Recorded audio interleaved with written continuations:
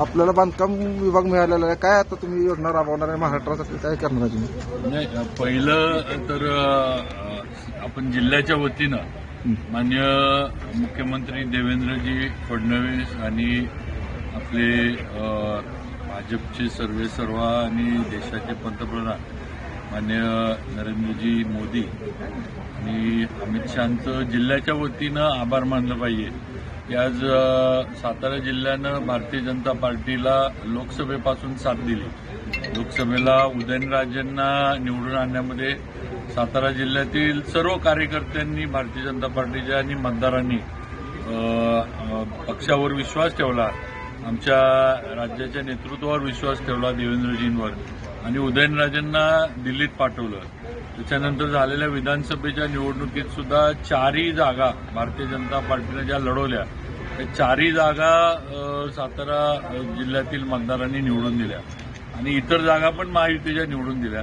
आणि आज त्याचंच एक म्हणजे एवढं जे सातारा जिल्ह्यानं भारतीय जनता पार्टीला जी साथ दिली त्याचीच उतराई होण्याच्या दृष्टीनं आज जिल्ह्याला 2 मंत्रीपदं कॅबिनेट दर्जाची ही भारतीय जनता पार्टीनं आणि देवेंद्रजी फडणवीस, अमित शहा साहेब, नरेंद्रजी मोदी यांनी दिलेली आहेत. दोन्ही खाती पण जी आहेत आता माझ्याकडं सार्वजनिक बांधकाम विभागाची जबाबदारी दिली आहे, गोरे साहेबांकडे ग्रामविकास विभागाची जबाबदारी दिली आहे.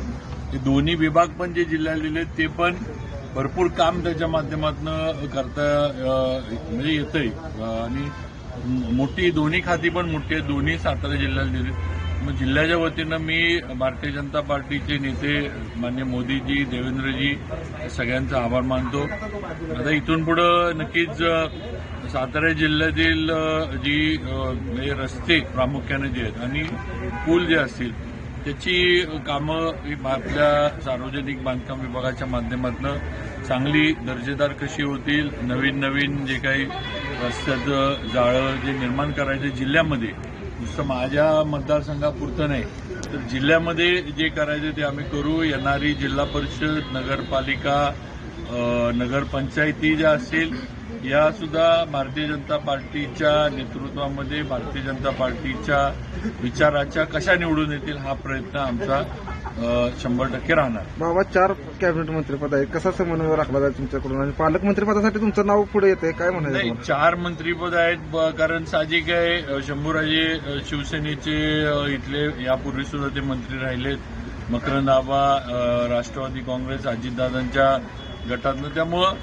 म्हणजे चौघांची पण माझं तर मत आता जबाबदारी जास्त वाढली कारण लोकांच्या अपेक्षा या आता म्हणजे जास्त वाढल्या आहेत की 4 मंत्री आहेत म्हणल्यावर जिल्ह्यामध्ये आता जे काही प्रश्न शिल्लक राहिलेत मग सिंचनाचे असतील, मान खटाव किंवा कोरेगावच्या दुष्काळी भागाचे असतील, डोंगरी भागातल्या दळणवळणाचे असतील, शहरातले असतील, सातारा शहरातील जे ज्या काही मूलभूत गरजा आहेत यांचे प्रश्न जे आहेत ते आता सुटले पाहिजेत.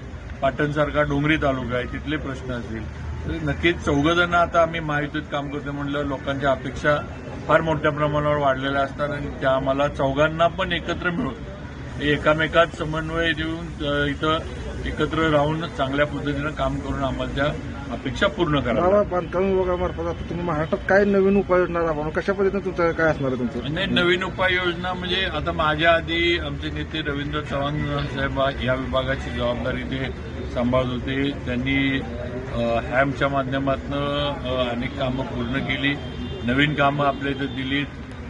दुसरं एशियन डेव्हलपमेंट बँकेच्या माध्यमातून त्यांनी मोठ्या प्रमाणावर फंडिंग आणलं. परवा दिवशी पण मी नागपूरला असताना माननीय नितीनजी गडकरींना भेटलो.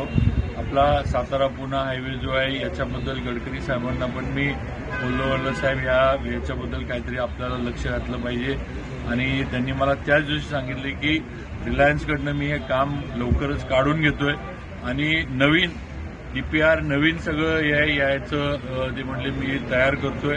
नवीन एजन्सी या रस्त्याच्या कामासाठी जे पुणे सातारा हायवे नॅशनल हायवेच्यासाठी मी देणार आहे आणि मी त्यांना म्हटलं की साहेब एक सगळे लोकप्रतिनिधी घेऊन एक मीटिंग एकदा पाहिजे मुंबईत किंवा दिल्लीत लावा, आम्ही सगळे येतो.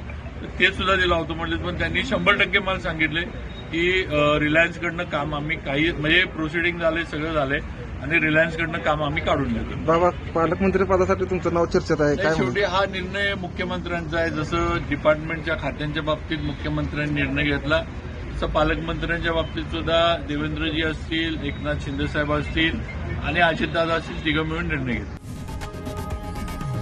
लोकशाही मराठी ऐका, पहा, जागरूक रहा.